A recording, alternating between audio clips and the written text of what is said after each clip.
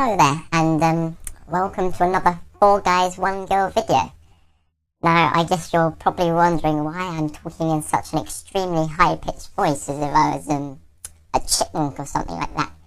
I'll explain about that later. Right, now on to my week's video.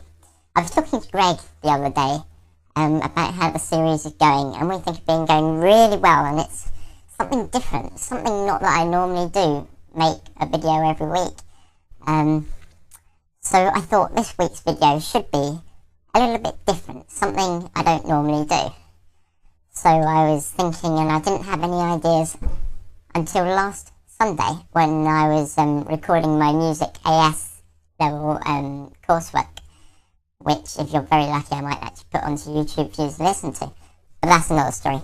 Anyway, I was recording this coursework and I was thinking, hey, I could do my week's video on effects and stuff in this software that I've got called Cubase. Very good bit of software. So I thought I'd show you a few effects and play around with my voice and hopefully have a laugh and get lots of hits on the video. Yay! Enjoy!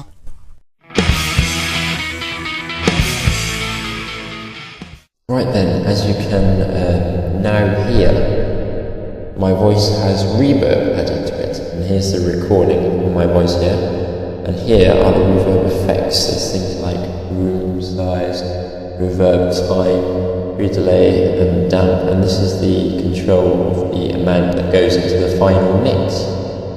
Now I'm going to look at me. So basically this is recreating natural reverberation which happens inside a room when the sound from my voice reflects off all the walls. In this room, my bedroom, which I'm now going to show you very quickly. It's a bit of a mess, sorry.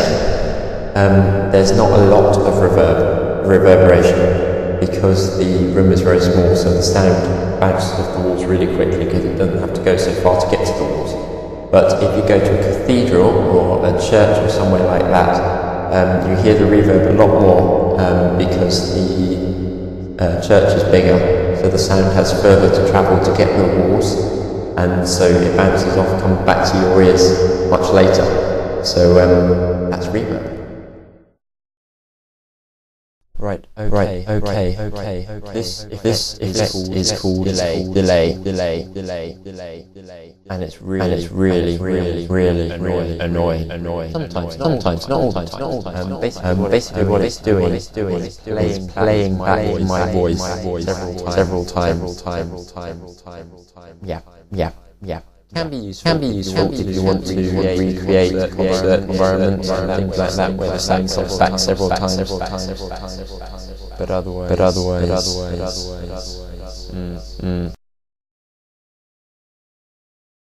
Right, so this effect is a ring modulator. I don't know exactly what it does, but it makes you sound like a Dalek, and the reason for that is because they use this sort of thing when doing the voices for Dalek. Exterminate!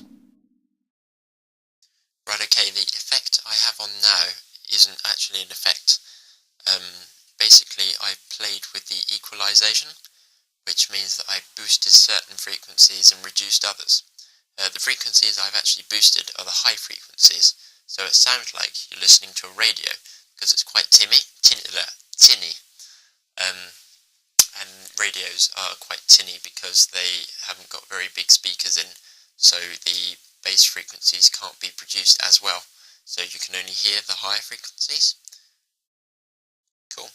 So this next effect is called chorus, and the reason for that is because what it does is it takes my voice and plays it again just a fraction of a second later. So it produces a warmer sound because it sounds like there's two of me. Simple. Right, okay, so this effect is called flanger, and it sounds a little bit like chorus at first. There's a story behind this one. I think I was on a Beatles tour. One of the sound engineers, because in those days they had the stereo sound and it was 2 separate tapes. I think one of the engineers accidentally leant against one of the tapes, so it put these slightly out of sync. And so one of the Beatles came up and said, "Oh, I actually like that," and then took all the credit for it. Not very nice. But I think that's true. Might be wrong, but don't take my word for it. But yeah, it's kind of cool. So that concludes this week's video, Wednesday for 4 Guys 1 Girl, on effects and stuff in Cubase. I hope you've enjoyed it, laughed a little at my voice. The reason for this high voice, what I've done is shifted.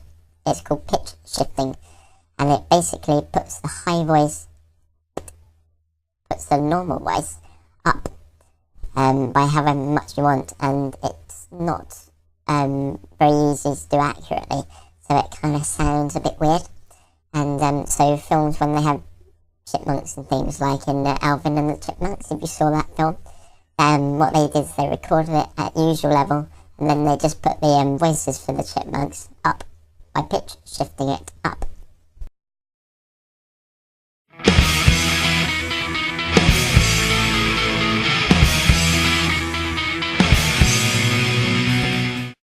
Hi guys, it's Tom here.